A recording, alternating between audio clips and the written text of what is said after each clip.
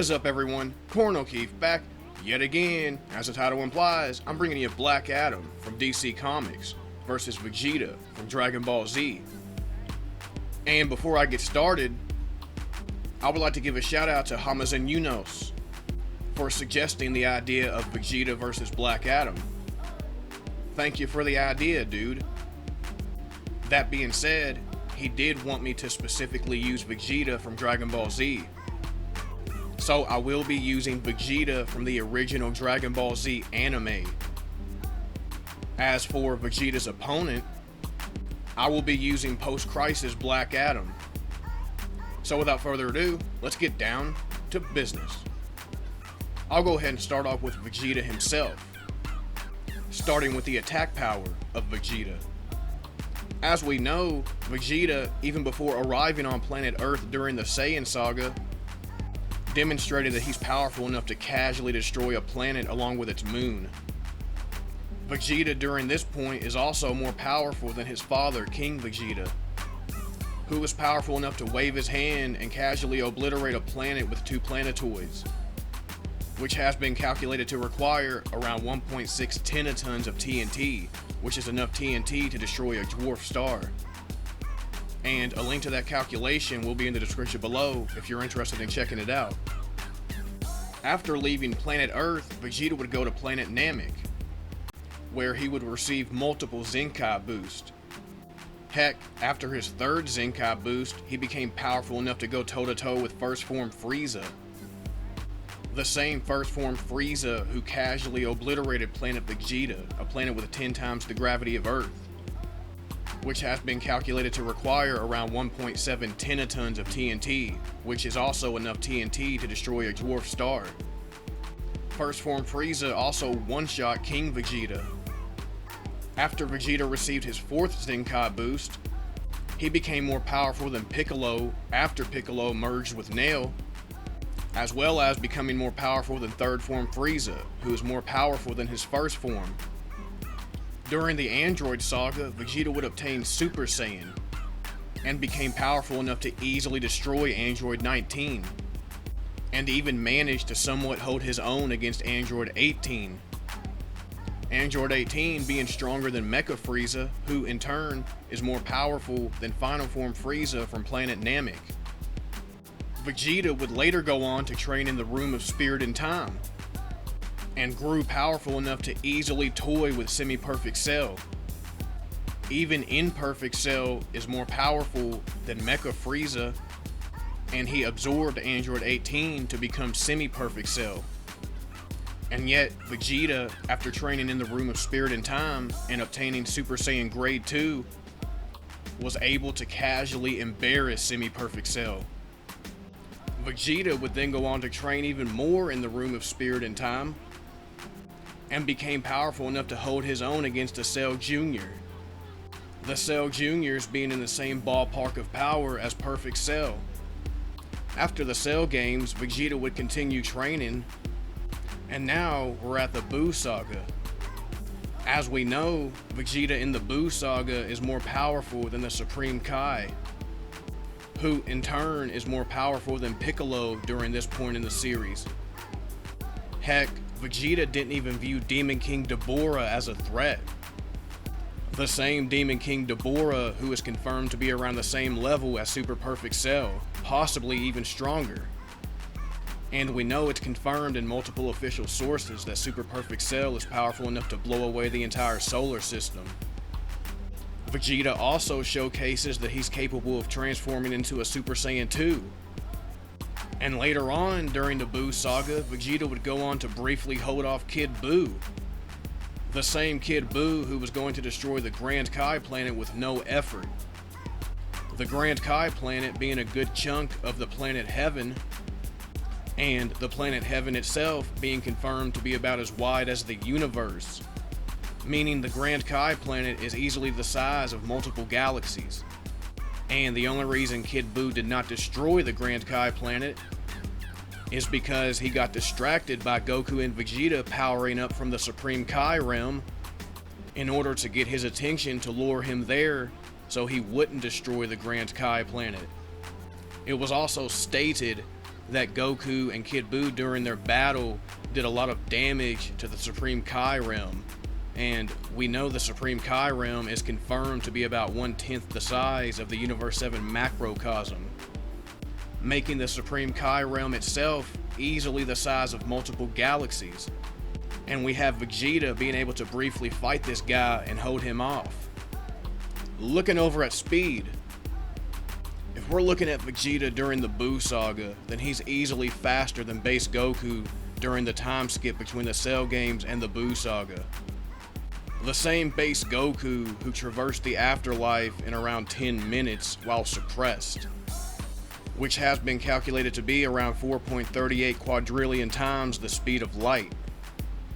Heck, let's lowball the base form of Vegeta during the Buu saga and say it's the exact same speed as base Goku during the time skip between the Cell games and the Buu saga.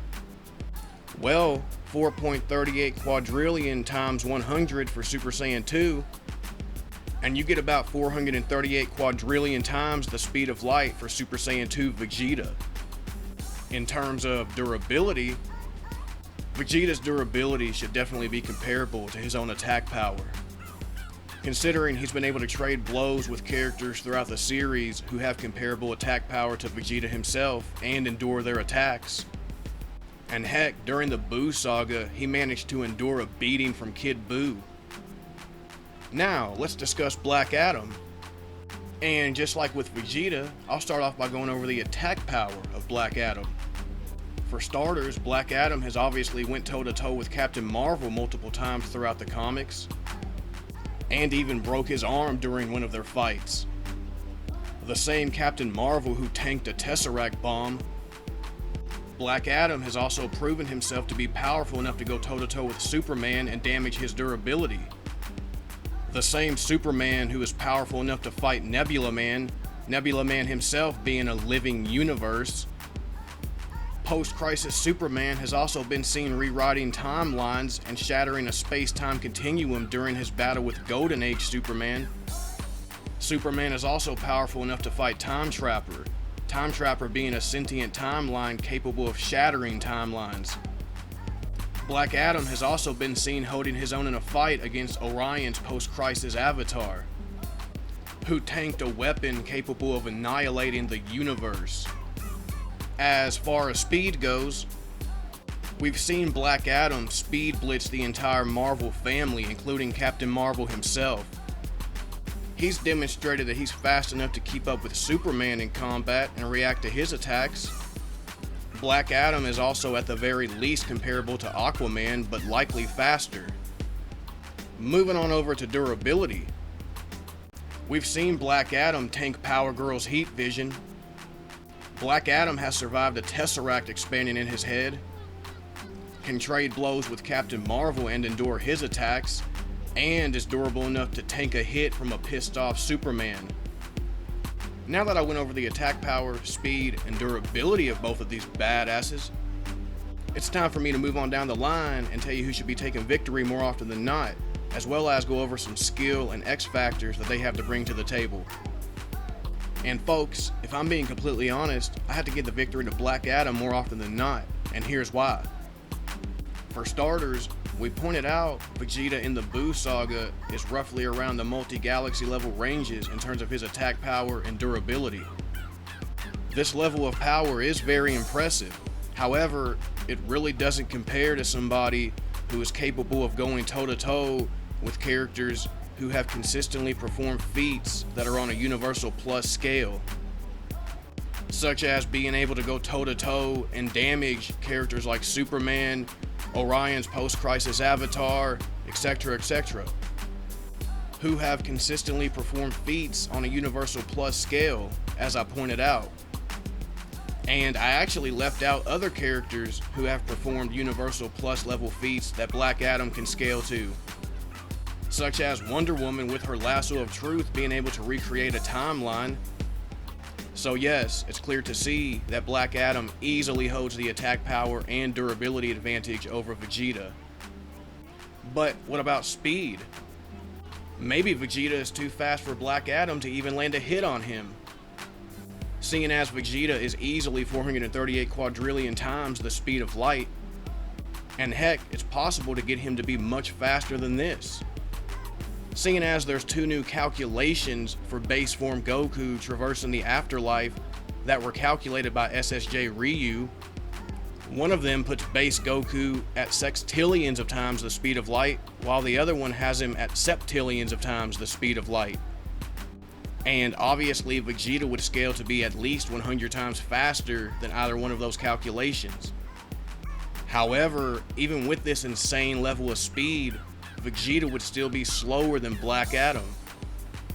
As mentioned, Black Adam has been able to keep up in combat with Captain Marvel, even speed blitzing the entire Marvel family, including Captain Marvel himself.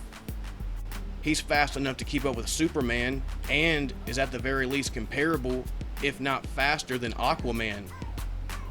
Captain Marvel and Superman have both showcased that they're fast enough to react to reality blitzing missiles, which were blitzing space and time itself.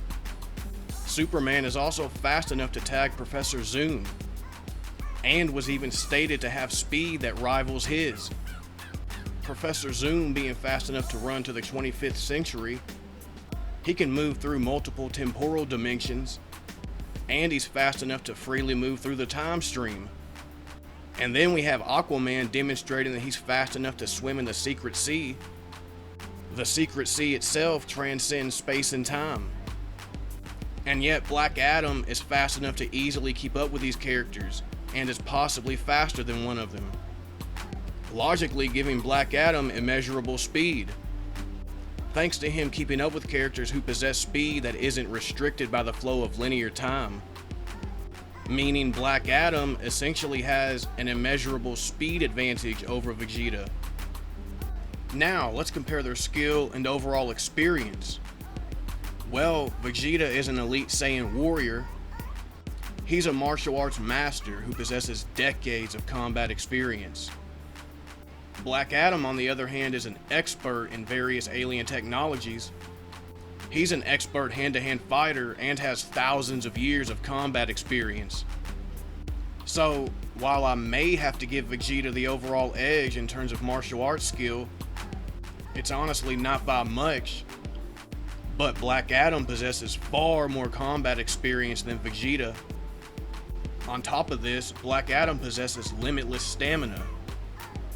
Limitless stamina is something that Vegeta is not going to be able to compete with.